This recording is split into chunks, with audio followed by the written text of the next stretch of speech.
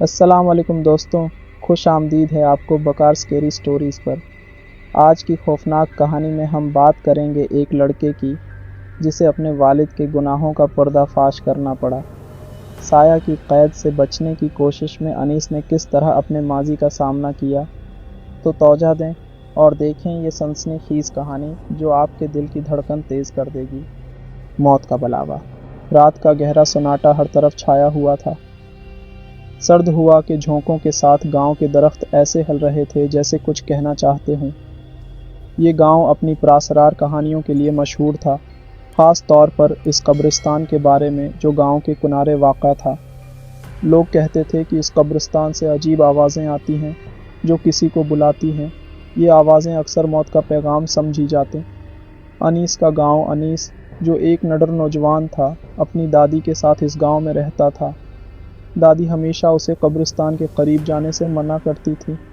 بیٹا، وہ جگہ منحوس ہے، جو وہاں گیا کبھی واپس نہیں آیا۔ لیکن انیس کو ان باتوں پر یقین نہیں تھا۔ اسے لگتا تھا کہ یہ سب محض گاؤں والوں کی بنائی ہوئی کہانیاں ہیں۔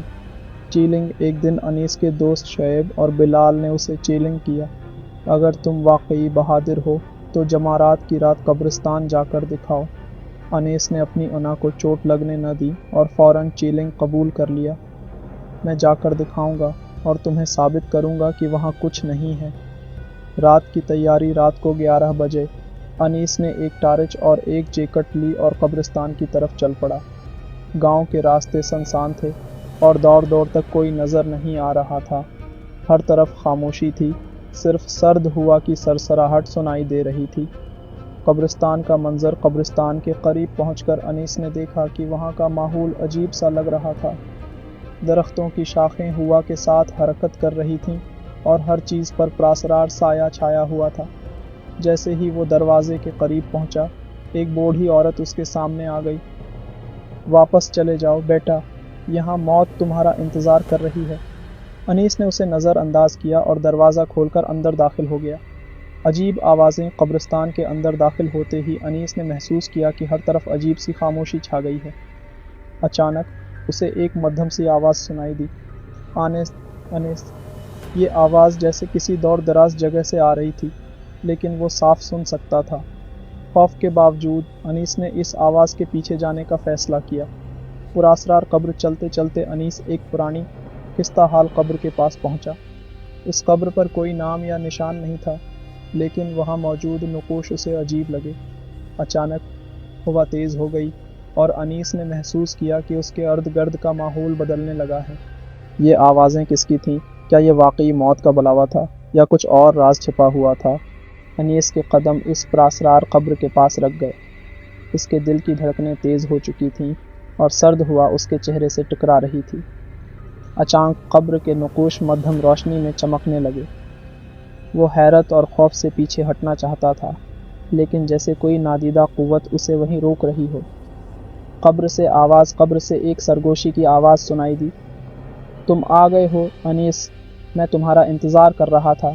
یہ سن کر انیس کا خون سرد ہو گیا۔ اس نے ادھر دیکھا، لیکن اس کے آس پاس کوئی بھی نہیں تھا۔ آواز دوبارہ آئی، میرے قریب آؤ، تمہیں کچھ دکھانا ہے۔ دادی کی کہانی یاد آئی۔ انیس کے دماغ میں اپنی دادی کی کہانیاں گونجنے لگیں۔ وہ اکثر کہتی تھی، اس قبرستان میں ایک قبر ایسی ہے جہاں دفن شخص مرنے کے بعد بھی چین سے نہیں رہ سکا۔ وہ اپنی موت کا بدلہ لینے کے لیے کسی کو تلاش کرتا ہے۔ انیس کو لگا کہ شاید یہ وہی قبر ہے، لیکن اس وقت وہ اپنی جگہ سے ہل بھی نہیں سکتا تھا۔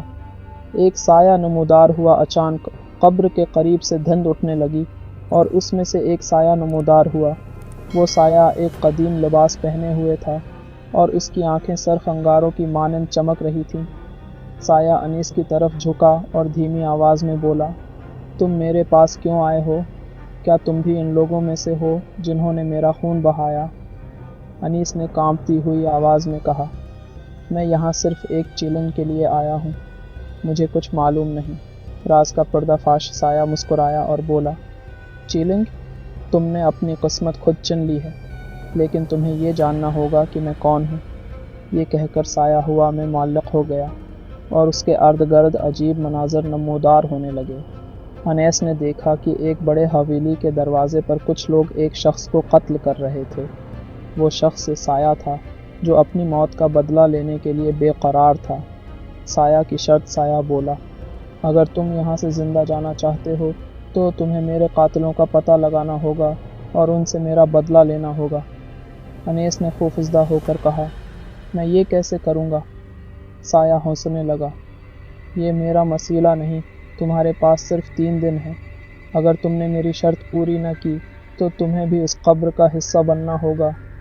قبرستان سے واپسی اچانک انیس کی ٹارچ دوبارہ جلنے لگی اور وہ خود کو قبرستان کے دروازے پر پایا۔ اس کے جسم میں عجیب سا درد ہو رہا تھا اور اس کے ہاتھ پر نقوش بنے ہوئے تھے جو قبر کے نقشوں سے مشابہت رکھتے تھے۔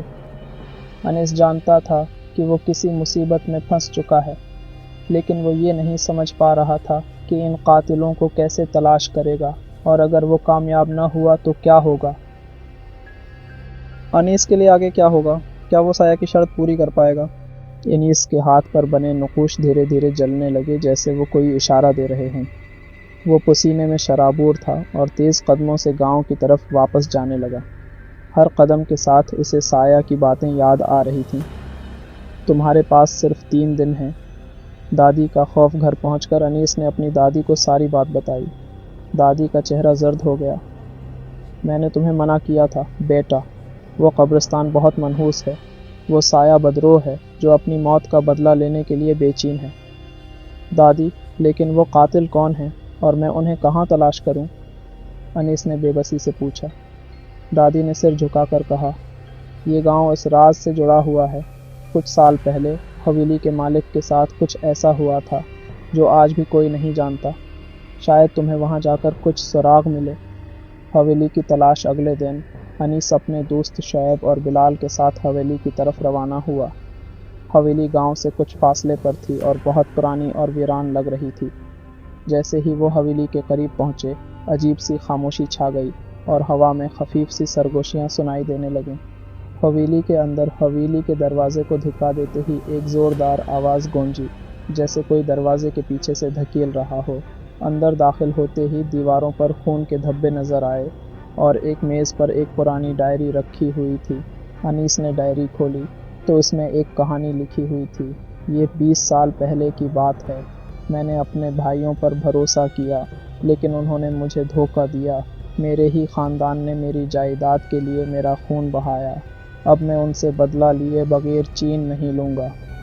اگر تم یہ پڑھ رہے ہو تو سمجھ لو کہ تمہیں میرا کام مکمل کرنا ہوگا۔ قاتلوں کے نام ڈائری کے آخری صفحے پر چند نام لکھے ہوئے تھے۔ 1 راشد 2 بابر 3 خلیل۔ انیس نے ڈائری اپنے ساتھ رکھی اور حویلی سے باہر نکل آیا۔ یہ قاتل گاؤں میں ہی ہیں، انیس نے شعیب سے کہا، لیکن ہم انہیں کیسے ڈھونڈیں گے؟ بلال نے سوال کیا۔ ہمیں گاؤں کے بزرگوں سے پوچھنا ہوگا، وہ ان ناموں کے بارے میں ضرور جانتے ہوں گے۔ پہلا قاتل راشد۔ انیس نے گاؤں کے سب سے پرانے بزرگ حاجی صاحب سے ملاقات کی۔ حاجی صاحب نے بتایا، راشد اب اس گاؤں میں نہیں رہتا لیکن وہ کبھی کبھی آتا ہے۔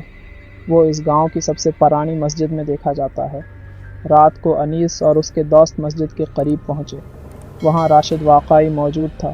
وہ اکیلا بیٹھا کچھ پڑھ رہا تھا۔ انیس نے اس کے قریب جا کر کہا، راشد، تمہیں سایہ نے بلایا ہے، تم اس کے قاتل ہو۔ راشد کا چہرہ سفید ہو گیا۔ میں نے جو کیا وہ مجبوری تھی، مجھے بخش دو، راشد نے خفزدہ ہو کر کہا۔ سایہ کی واپسی اچانک ایک زوردار ہوا چلی اور وہی سایہ نمودار ہوا۔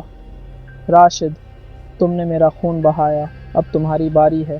سایہ نے ہاتھ اٹھایا اور راشد کے جسم سے چیخوں کی آواز نکلی۔ چند لمحوں بعد راشد زمین پر بے جان پڑا تھا۔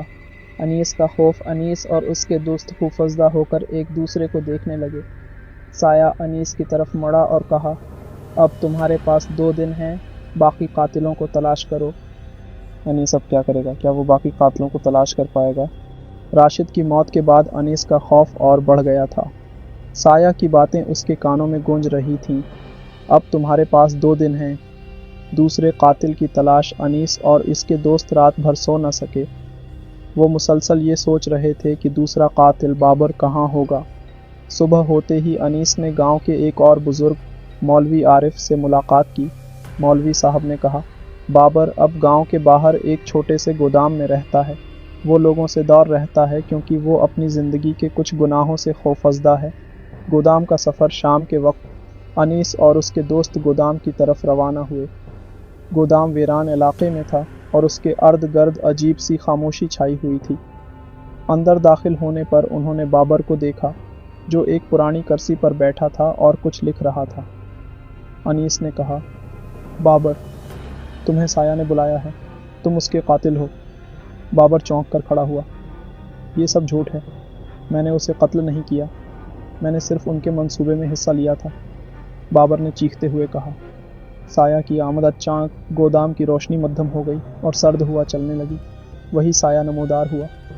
बाबर, तुम भी इस कत्ल के शरीक थे, तुम्हें सज़ा मिलेगी। बाबर ने गड़गड़ा कर कहा, मुझे माफ़ कर दो, मैं मजबूर था। साया ने एक ज़ोरदार चीख मारी और बाबर ज़मीन पर गिर पड़ा। उसकी रूह जैसे लम्हों में निकल गई। आखिरी कातिल खलील बाबर की मौत के बाद अनीस का दिल खौफ से कांप रहा था। साया ने कहा, अब आखिरी कातिल खलील बचा है, उसे कल तक तलाश करो, वरना तुम भी मेरी कैद में आ जाओगे। खलील का राज अनीस ने गांव के एक और बुजुर्ग मियाँ सादिक से खलील के बारे में पूछा। मियाँ सादिक ने कहा, खलील गांव में नहीं रहता, लेकिन वो अक्सर अपने पुराने मकान में आता है जो गांव के जंगल के करीब है। वहाँ जाना ख़तरनाक होगा, लेकिन तुम्हारे पास और कोई रास्ता नहीं है। जंगल का खौफनाक सफ़र रात के वक्त अनीस और उसके दोस्त जंगल की तरफ रवाना हुए। हर तरफ अंधेरा और खामोशी थी।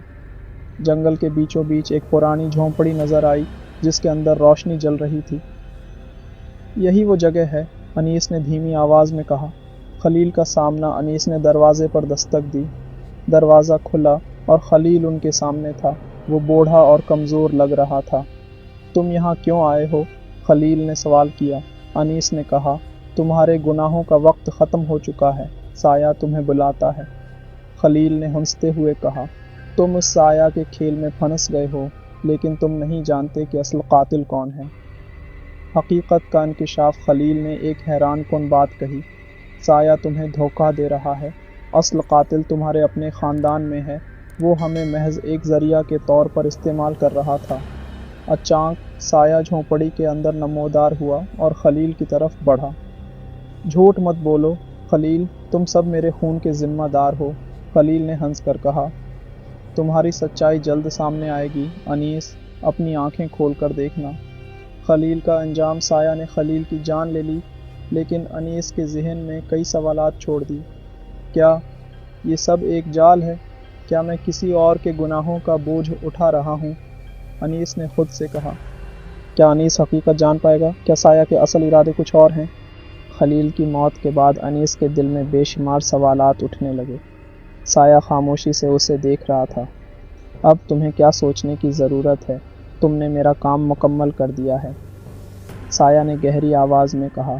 खलील के अल्फाज की गूंज, खलील की बातें अनीस के कानों में गूंजने लगीं। तुम्हें धोखा दिया जा रहा है, असल कातिल तुम्हारे करीब है। अनीस ने हिम्मत करके साया से पूछा, तुम सच बताओ, क्या खलील ठीक कह रहा था? क्या असल कातिल कोई और है? साया का कहकहा। साया ज़ोरदार कहकहा लगाकर बोला, तुम सवाल बहुत करते हो अनीस, लेकिन तुम्हें जानने की ज़रूरत नहीं कि असल कातिल कौन है। तुमने मेरे लिए वो सब कर दिया जो मुझे चाहिए था। अनीस का शक बढ़ने लगा। तुम मुझे धोखा दे रहे हो, है ना? कब्र के नक़ूश का इशारा। अचानक अनीस के हाथ पर बने नक़ूश जलने लगे।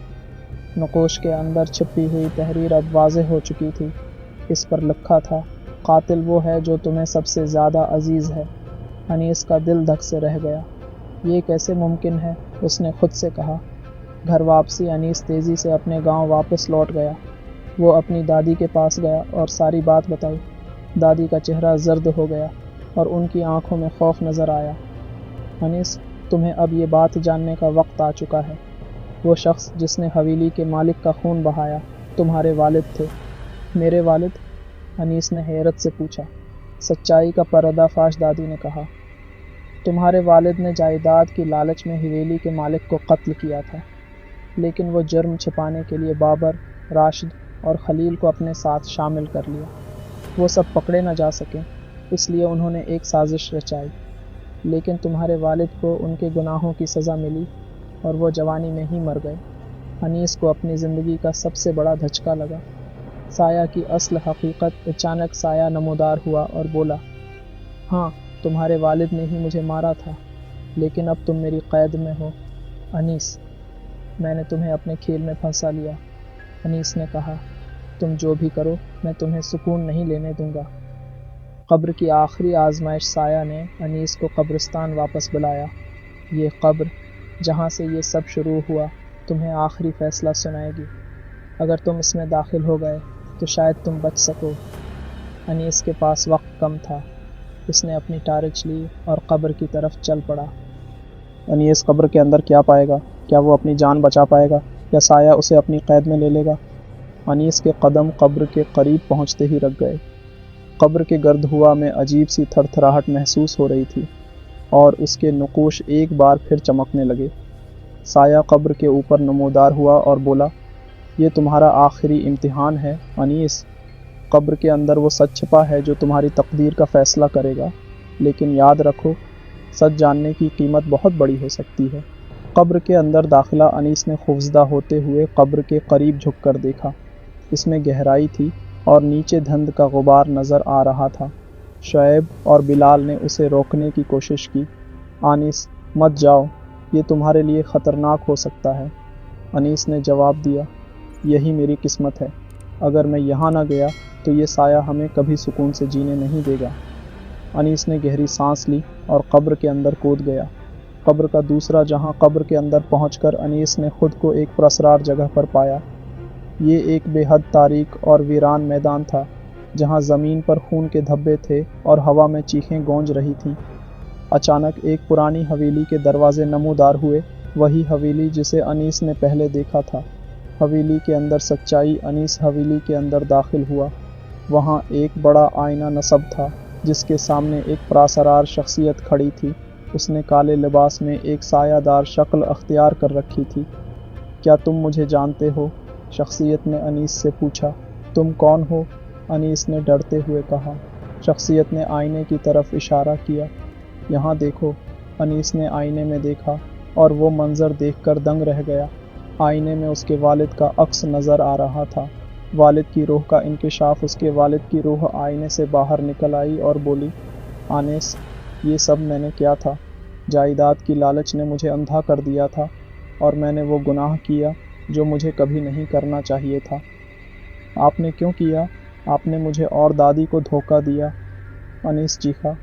میں جانتا ہوں بیٹا، لیکن اب تمہیں مجھے معاف کرنا ہوگا۔ یہ سایہ مجھے میرے گناہوں کی سزا دے رہا ہے اور تمہیں بھی اپنی قید میں لینے کی کوشش کر رہا ہے۔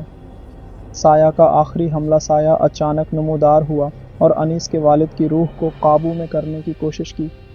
تم سب میری قید سے کبھی نہیں بچ سکتے، سایہ نے غصے سے کہا۔ انیس نے ہمت جٹائی اور چیخ کر بولا، نہیں، یہ سب ختم ہونا چاہیے۔ روشنی کی کرن انیس کے ہاتھ کے نقوش اچانک تیز روشنی میں بدل گئے۔ وہ روشنی سایہ پر گری اور سایہ زور سے چیخا، یہ ممکن نہیں، تم میری قید سے آزاد نہیں ہو سکتے۔ سایہ کی آواز مدھم پڑنے لگی اور وہ دھند میں تحلیل ہو گیا۔ قبر سے واپسی انیس نے خود کو قبر کے باہر پایا۔ وہ زندہ تھا لیکن تھکاوٹ سے چور۔ شعیب اور بلال نے اسے سہارا دیا۔ یہ سب ختم ہو گیا انیس، سایہ چلا گیا، شعیب نے کہا۔ ایک نئی شروعات۔ انیس نے قبر کے پاس جا کر دعا کی اور بولا، یہ سب میری زندگی کا ایک سبق ہے، میں کبھی لالچ اور گناہوں کے قریب نہیں جاؤں گا۔ انیس نے دادی کے ساتھ رہنے کا فیصلہ کیا اور اپنی زندگی کو ایک نئے انداز میں شروع کیا۔ کہانی ختم ہوئی۔ یہ کہانی انسانی لالچ، گناہوں کی سزا اور خاندانی رازوں کے گرد گھومتی ہے۔ اس کہانی کا اختتام انیس کے لیے ایک سبق ہے جو یہ ظاہر کرتا ہے کہ ماضی کے گناہوں کی سزا نہ صرف گناہ گار کو بلکہ ان کے خاندان کو بھی متاثر کرتی ہے۔ کہانی کے اہم نکات۔ 1. لالچ اور گناہوں کے نتائج۔ کہانی نے یہ پیغام دیا ہے کہ جائیداد یا دولت کے لیے کیے گئے گناہ انسان کی زندگی کو برباد کر سکتے ہیں۔ انیس کے والد کا لالچ نہ صرف ان کے لیے بلکہ ان کے خاندان کے لیے بھی بدقسمتی لایا۔ 2. سچائی کا سامنا۔ انیس نے آخر کار اپنے والد کے گناہوں کا سامنا کیا اور سایہ کی قید سے آزاد ہو کر اپنے ماضی کو قبول کیا۔ 3. سبق آموز انجام۔ کہانی کا اختتام مثبت انداز میں ہوا، جہاں انیس نے اپنی زندگی کو سدھارنے کا عہد کیا